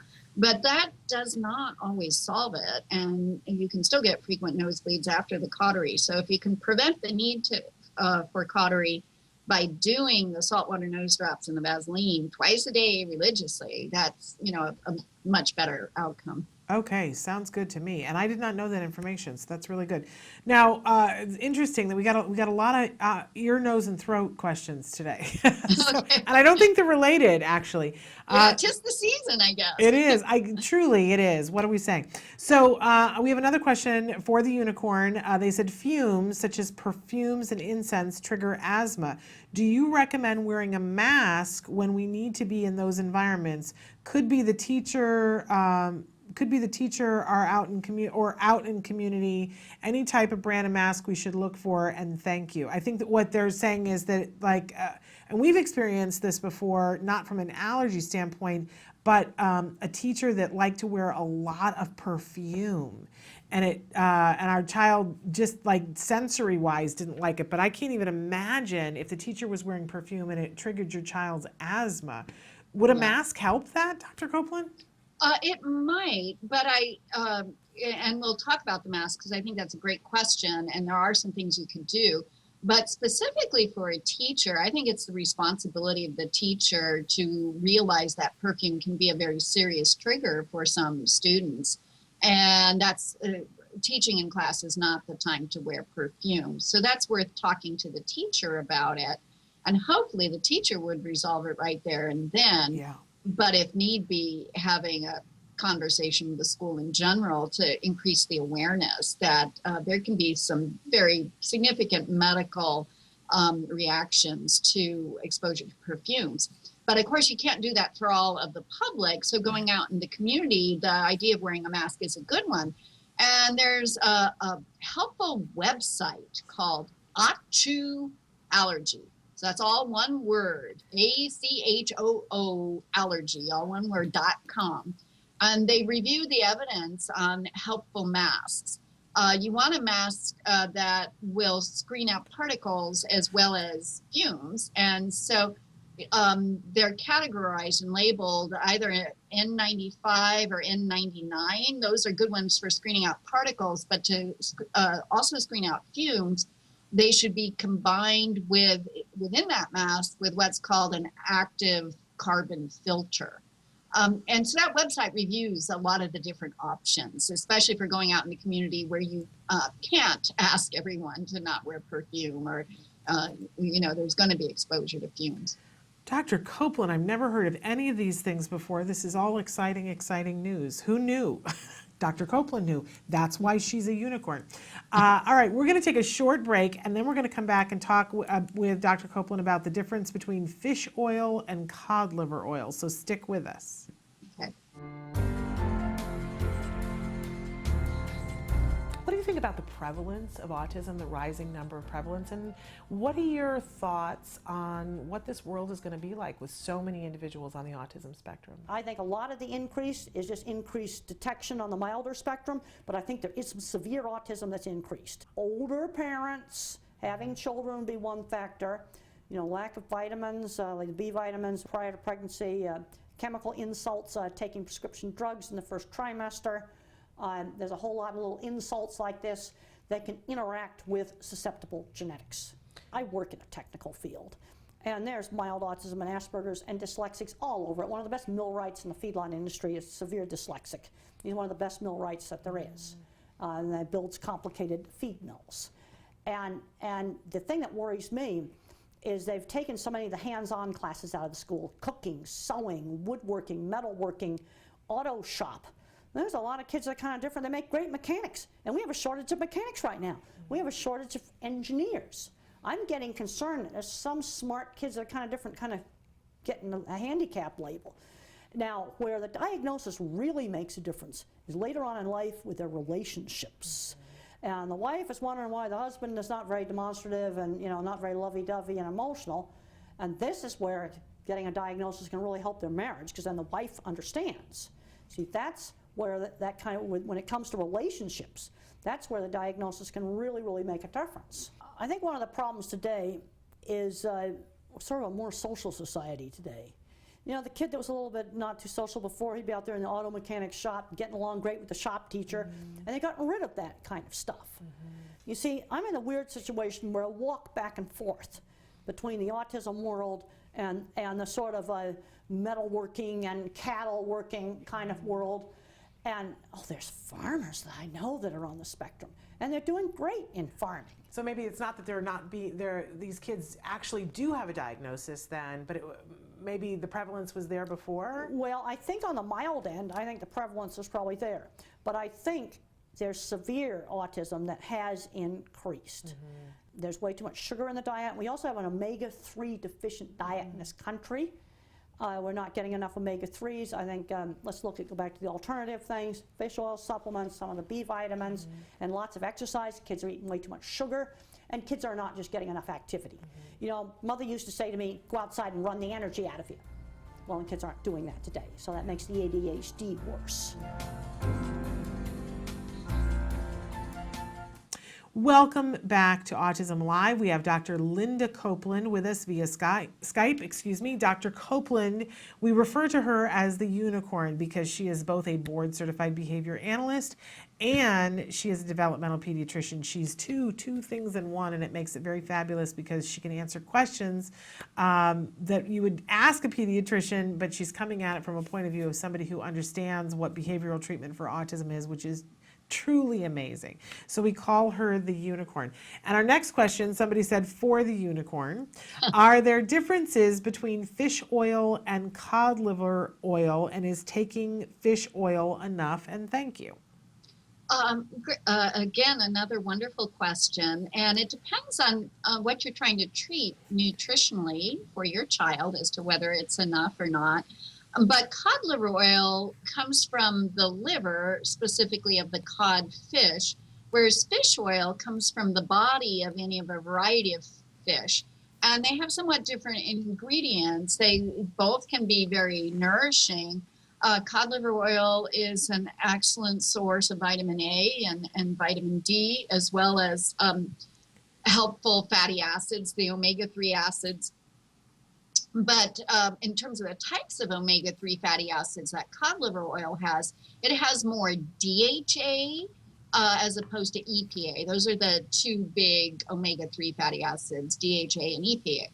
Whereas the fish oil has more EPA than DHA and is not particularly a source of vitamin A or vitamin D because it comes from the body of the fish and not from the internal organs. So it all depends on what kind of nourishment that you think your child needs more of. They both can be healthy choices. And I have to confess, my sister is taking cod liver oil now, and she told me about a brand that doesn't taste too bad. She can tolerate it. And I'm sorry, I don't remember the brand. I meant to check it this morning and didn't get a chance to. But that can be the difficulty with a lot of the cod liver oil. It has a strong taste. Yeah. So getting the children to take it can be tricky, and it may be easier to get them to take fish oil. I think you and I have talked, Shannon, before that I really like Nordic Naturals. Me so too. That would be a good source of getting either fish oil or cod liver oil. And in general, I recommend going also with American products when it comes to the fish oils. You want to get wild-caught fish, but you wanted to know that they've been processed in the United States and they've been distilled to remove any mercury. And my only other caution with that is since cod liver oil is very rich in vitamin A, you want to make sure you're not giving other additional sources of vitamin A that is animal source of vitamin A as opposed to beta carotene, which is a vegetable kind of pre-vitamin A. Because too much vitamin A can be quite toxic to the liver and the brain. So you don't want to go chronically above the daily recommended daily allowance. It's a very interesting thing that, for a lot of people who will write in and tell us that when they put their kids on cod liver oil and get the vitamin A, that I've had many parents tell me that their child's ability to make eye contact improves greatly. I will tell people, just so that you know, on the flip side of it, other kids, we put my son on it and we lost some eye contact, and we tried for 30 days. So I don't know what it was about it that he couldn't tolerate it. So a very interesting thing, and it's one of the reasons why I always recommend that parents, we wouldn't have known that. We wouldn't have known that it was it was cod liver oil and had the vitamin A in it. We wouldn't have known that was what it was, except that we kept very strict records and we only introduced something new, one thing at a time, and we would wait 30 days because sometimes you've talked about this before on the show, that, you know, sometimes you have to try something, and if they're not having too severe a reaction, you have to wait to see, like I know with die-off, sometimes you got to give it a college try before you say enough is enough. Yeah, I think that's wise, Shannon. I like your approach. One thing at a time, give it 30 days, give it at an appropriate dose, and then see what happens while, you know, trying to optimally support your child's health and nutrition. Yeah. But for some kids, it can be something that's really, really amazing. Now, I want to move on to another ear, nose, and throat question. Somebody said, thank you, Dr. Copeland. What is a safe way to treat a sore throat? I can't get my son to gargle, and we don't allow him to have artificial colors or flavors or sugar. Okay, so it depends on what else is going along with the sore throat. The majority of sore throats are with sniffles, runny nose, maybe little swollen neck glands, maybe a little cough, but usually not high fever or severe difficulty swallowing or whatnot. So it's your common kind of head cold, sore throat, upper respiratory viral infection. And because those are viruses, and usually you get some degree of laryngitis, if you get some mild voice change with it, it's more likely to be from a virus than from bacteria. But you do have to watch the child, because if they've been fighting a head cold and then they spike a high fever or get severe ear pain or sinus pain, they could have a bacterial infection on top of the virus. But for the viruses, they usually have to go away on their own, and it's supportive care. Sometimes honey will soothe the throat by coating it, and some herbal teas. There is even, I get a brand, which I don't know if you can see, it's called Throat Coat. Ooh, yeah. It's by Traditional Medicinals, and it really is soothing to a viral sore throat. And they either have the original flavor, or this one here is organic with lemon and echinacea. So the herbal kind of things, if the child won't gargle, maybe they'll sip some warm tea. And then another one I like that's not advertised for a sore throat, but I find soothing too, is this from Stash. It's this licorice spice. Ooh, I'll bet that tastes good. Yeah, so, 2 or 3 cups of sipping on some warm tea throughout the day can help. If if the child gets a high fever, rash, or whatnot, that could be a bacterial strep throat, especially if strep has gone through the family or they've had strep throat before. Or if the tonsils get so swollen and big, they're having trouble swallowing, then you worry about more serious complications. That would necessitate a trip to the doctor. Okay. I just found some cough drops recently, because somebody had recommended Manuka honey to us, and I found some cough drops that are organic Manuka honey and Nice. and ginger. Yeah, ginger is also very soothing. I wasn't aware of those, so that's good for me to know about. They were Can expensive. you email me that? Yeah, they were expensive as all get out. I think it was $15 for a small box of them, but I got to tell you, they tasted great. Oh, awesome. And no sugar or artificial ingredients. No sugar or artificial ingredients, organic Manuka. So, and I hadn't never heard of Manuka honey before, but the week before somebody had said, oh, Manuka honey is particularly wonderful and healing and clean, and I don't know what else. But in any case, I will find that, Dr. Copeland, and I will send you that. And I'm not a really knowledgeable in terms of herbs, but I know slippery elm and marshmallow, with hot water poured over them, it creates a little mucus film and whatnot. So I hadn't tried it myself, but that's another suggestion if people are really into herbal remedies. I love the idea of having a little bit of tea, though, because it can be so hard to get a child to gargle. I mean, that's Right. like a skill that takes a long time to be able to learn. And everything else. So if you have them swallow something, then it goes right past the throat and then you're done. So I love the idea of doing a tea. I think that's wonderful. All right, we're going to take another short break, but when we come back, we have questions lined up about lice. I can't wait to hear what you have to say about that. And then about methyl B lollipops. So both of those questions after the break. Stick with us. Okay.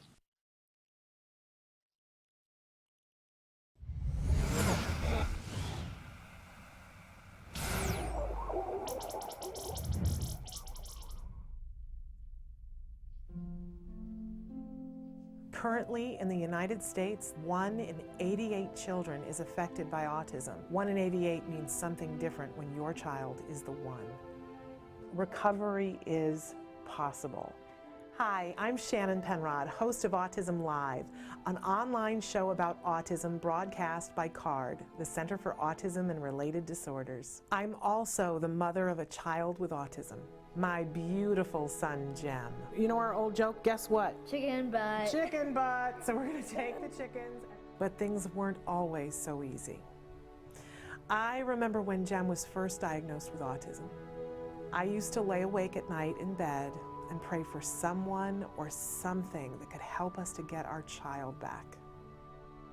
My prayers were answered by Dr. Doreen Grampichet and the Center for Autism and Related Disorders. CARD treats autism and other related disorders using the principles of ABA, Applied Behavior Analysis, which is the only scientifically proven effective treatment for autism.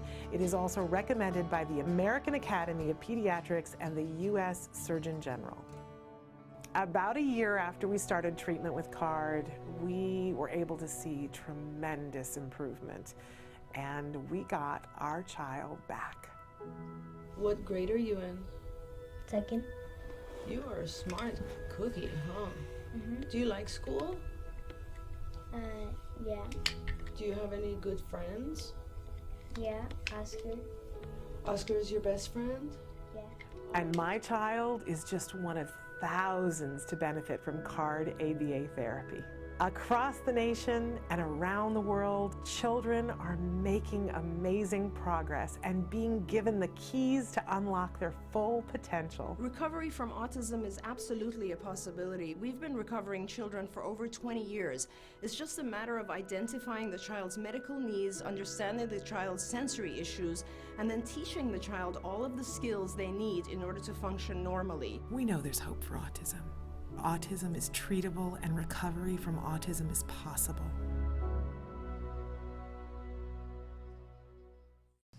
Welcome back to Autism Live. We have with us Dr. Linda Copeland, and she is a board-certified behavior analyst and a developmental pediatrician. We call her the unicorn because we don't know of anybody else that's both of those things, and because, as I said earlier, she is so particularly sparkly and wonderful. So Dr. Copeland, we had a question. Somebody wrote in and said, OMG, exclamation point. What do you recommend for lice with 3 question marks? They go on to say the package on the stuff I bought says it can cause cancer. Isn't there something else with 3 question marks? So this is a problem that we see in our schools that there are, you know, I'm knocking on some kind of wood. We have not had this issue yet, but for parents who do, to dump a bunch of chemicals on their kid's head, it's not the thing that we all want to do. But what works and what do you recommend? Yeah, and it's especially concerning while the chemicals do work on the lice, they are pesticides, and we know that children with autism have trouble detoxifying, and that the pesticide exposure seems to be a risk factor for them. So I can understand why this mother is so concerned. So there are natural remedies. It's not, head lice is very common, and the lice like clean hair as much as dirty hair. Yeah. So it's just really common to have lice go throughout the school system. Kids pick it up from other kids.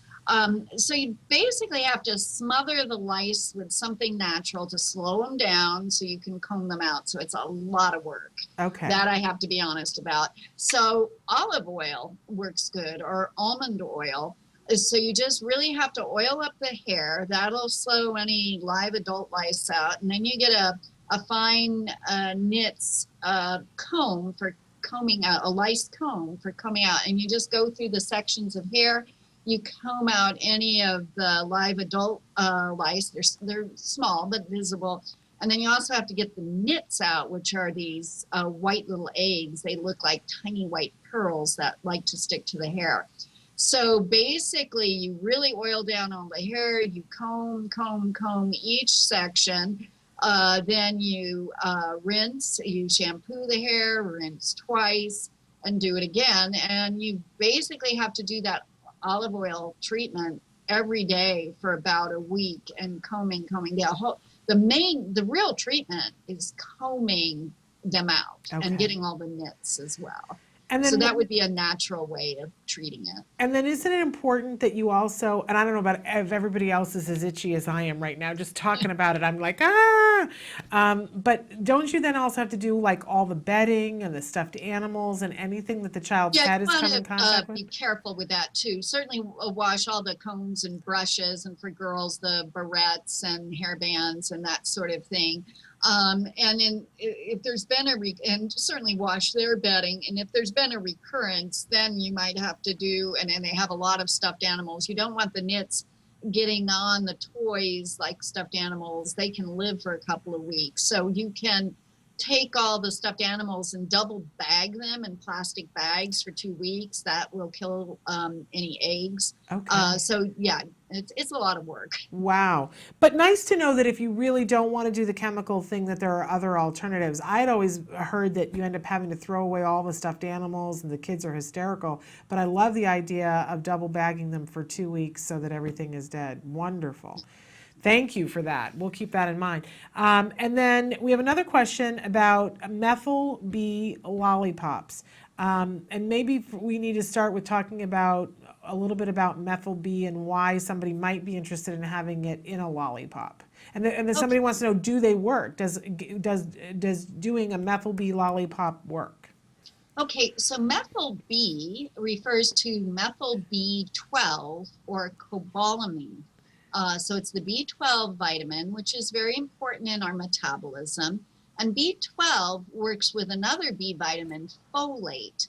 And both the folate and B12 have a lot of action within our metabolic system on a process called methylation. That's adding a little methyl group, which is a carbon with 3 hydrogens, to different chemical compounds.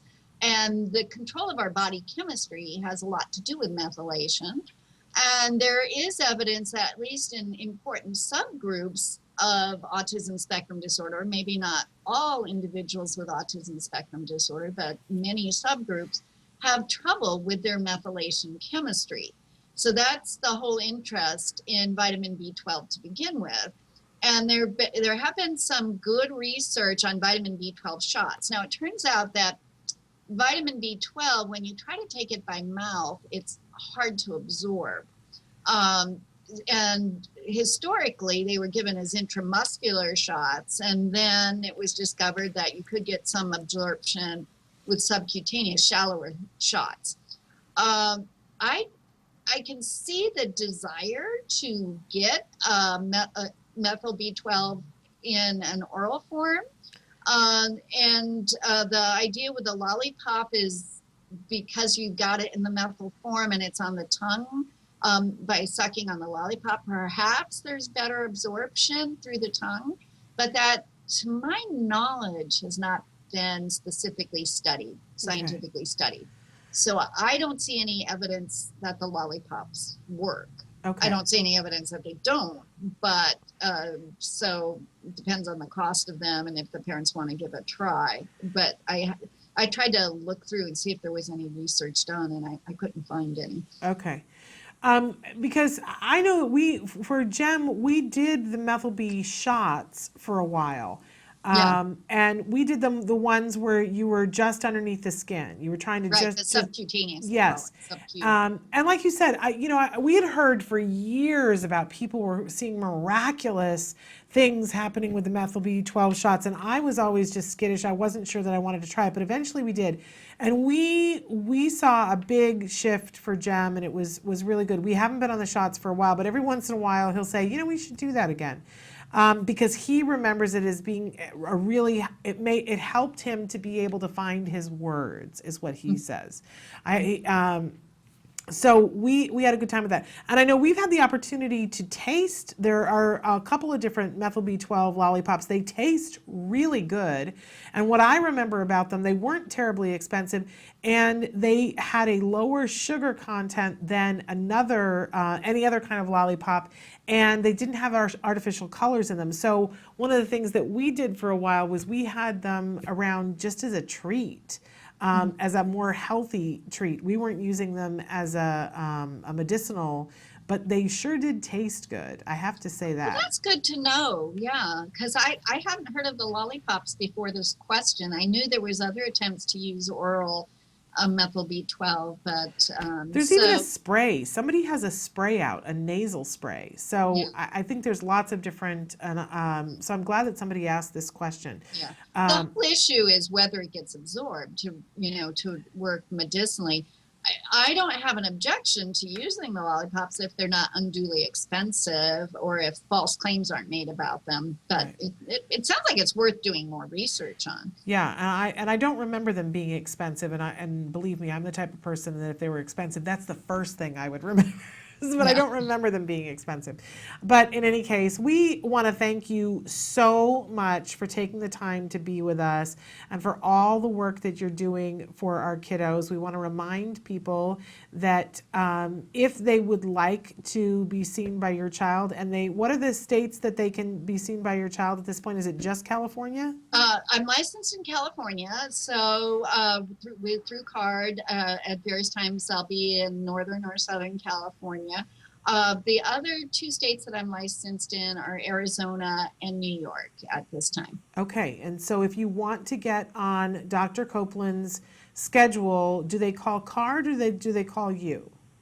To call CARD. Okay. Yeah, my practice is entirely through CARD. Okay, so take the 800 number for CARD. You can call that and let them know that you would like to get an appointment to have your child seen by Dr. Copeland in one of those 3 states, whatever is closest to you, and then you can have the opportunity to have one-on-one time with the unicorn.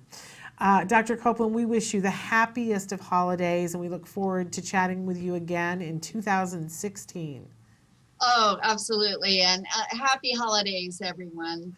All right. Hope you have very, very joyous holidays. I hope so too. Thank you so much for being with us, Dr. Copeland. Bye-bye. Bye-bye. All right, we're going to take a break, and then we're going to look at some of the questions that you guys have written in over the weekend. So stick with us. It's every parent's desire for their child to have a great start in life. Yet there is a condition affecting more children's lives than pediatric cancer, diabetes, and AIDS combined. Autism strikes 1 in every 150 children. Today, 1 in 110 kids in the U.S. will be diagnosed with autism. That is a huge jump from 30 years ago when it was 1 in 30,000. Startling new report finds the number of children with autism is skyrocketing. The Centers for Disease Control estimates 1 in 68 children has a form of autism. Now that's a 30% increase in just 2 years.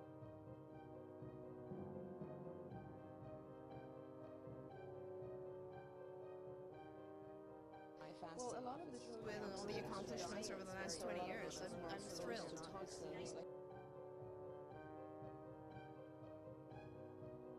I think what kept me was the feeling that, I would have a parent come to my office late at night at UCLA and just fall apart.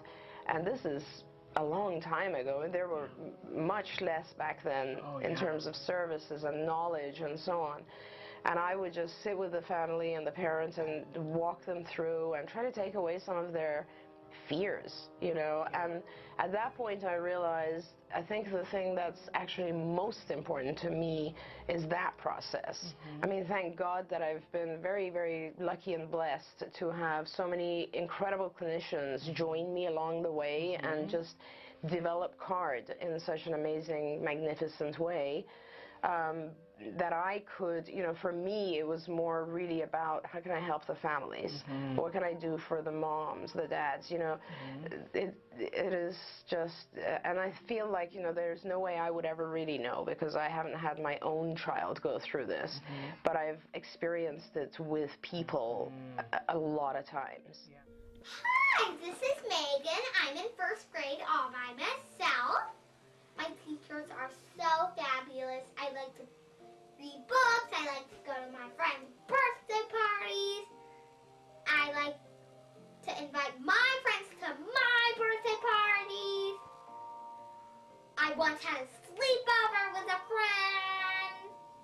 I like to have play dates with my friend. I'm the best reader in my class.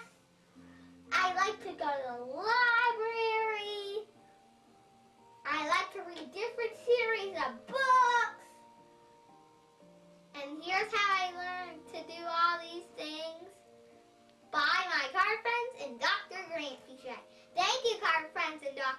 cliche.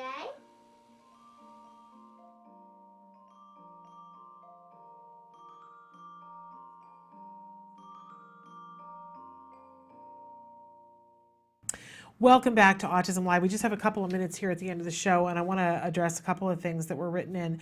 One of our favorite viewers wrote in and then said, disregard my venting, but I want to go back and talk a little bit about what you talked about, because I think it's beneficial for all of us to talk about situations with an aid. And one of the things that she wrote in and said was that she's been told, I'm just going to paraphrase. She's been told that she's not allowed to talk to the aide, that the aide does not want to talk to her, doesn't like to talk to parents. And that there's something called a 24-hour notice about talking to the aide. And I'm sorry, I laugh because it is always amazing to me what rules they come up with at institutions, not just schools, but at all institutions. They'll come up with rules and they'll go, well, there's the 24-hour notice rule, as if it's written somewhere on a tablet and we were all supposed to know. First of all, there is no such thing as an across-the-board 24-hour rule of talking to an aide. That's something that this school, maybe it's their rule, and perhaps it's in their handbook and perhaps it's not. Perhaps it's just something that they've made up because it suits their purposes, right? And their purposes are not all completely crazy. If every single parent came every single day and wanted to have an extensive discussion with their student's aide, their child's aide, then all that would happen would be that there would be a street corner with a bunch of, outside the school, with a bunch of parents talking to a bunch of aides, and then the teachers would be dealing with the kids, right? So they don't want that, right? And it wouldn't be a good thing for our kids, quite honestly. But that doesn't mean that it can't ever happen.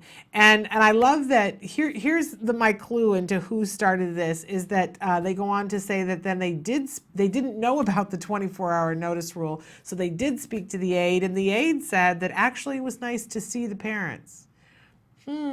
So I don't think the aide doesn't want to talk to the parents. It is very typical of schools that they don't want parents to talk to the aides. And schools, I personally have had my child at schools where they said, oh, you're not allowed to communicate with them at all, and they've gone to great lengths so that I couldn't even see the individual. This, ladies and gentlemen, is redonkulous. As you go on to say, doesn't make any sense at all, isn't it more efficient to talk to the person who sees the student directly? Yes, you would be correct. That is exactly right, and it works the best when the aide has a way of communicating information to the teachers. That is the best way for that to happen. But I'll tell you why schools don't like that. Because then if the aide does something that you don't like, they don't have any protection over you yelling at the aide. So as you're moving forward, never make the mistake of, if you are unhappy and you feel yourself getting heated, don't have that conversation directly with the aide. Remember that the aide is someone who is answering primarily, they should be answering to the resource person who is overseeing the case at the school, whoever is assigned to that case, and the primary teacher in the moment, because the person who is the resource person who's assigned to the case is not going to be in the classroom most of the time, right? They're going to be the person that is driving decision making, right? But in the moment, it's the teacher who is in the classroom. And as a former teacher, you know, you run your classroom in a certain way, and aides need to be able to answer to the teachers so that they get things right.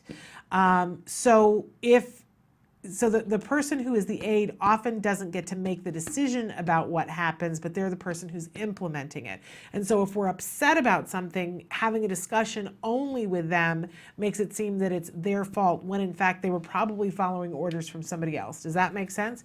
So if there's something we want to gripe about, we need to ask for a meeting with the resource person who is our child's case manager, for that location with the teacher who is involved in the classroom, and we need to, in writing, request that the aide have an opportunity to be there. You will often get pushback, and they'll tell you, oh, the aide can't be there, and they might start with saying, oh, well, they're not, we don't have pay to pay them during that time.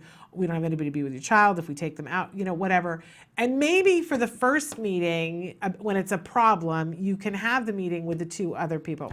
But in any case, I would lobby hard for a communication system that allows you to get information about the day and about what happened from the aide. That's a really important thing. It's something that you can get written into your IEP. But the main reason why they don't want you to do it is because then they get left out of the equation, and they're supposed to be designing what happens. So I think let them in, and then you'll find it an easier time. But don't believe this 24-hour notice and you're not allowed to talk to the aide. I don't think so. And I'm sending you a hug, and it's always good to vent. That, remember, si se puede, and we hold hands, right? It's frustrating. This is a frustrating journey. Now, it's time to go, but I want to tell you guys briefly what's happening here tomorrow on the show. Tomorrow we have Dr. Doreen Grampichet. It's the last show of the year that she's going to be here. Send in your questions. Then we have Let's Talk Autism with Shannon and Nancy. Nancy will be here. We are going to have Joanne Lara on, and that's going to be a wonderful thing. And we also have an autism mom who has invented a game. We're not getting rid of the Festival of Toys. She's invented 2 games, in fact, and she's going to be telling us about these games that she's invented that are available. They'll be our toy of the day. So that's tomorrow. And then on Thursday, we've got some really important guests as well. Make sure that you tune in. Dina Kimmel from We Rock the Spectrum is going to be here talking about our sensitive Santa, and she's bringing a singer for the We Rock the Spectrum song. We're out of time, but please give your kiddos a hug from me and one for you too. We'll see you tomorrow. Until then, bye-bye for now.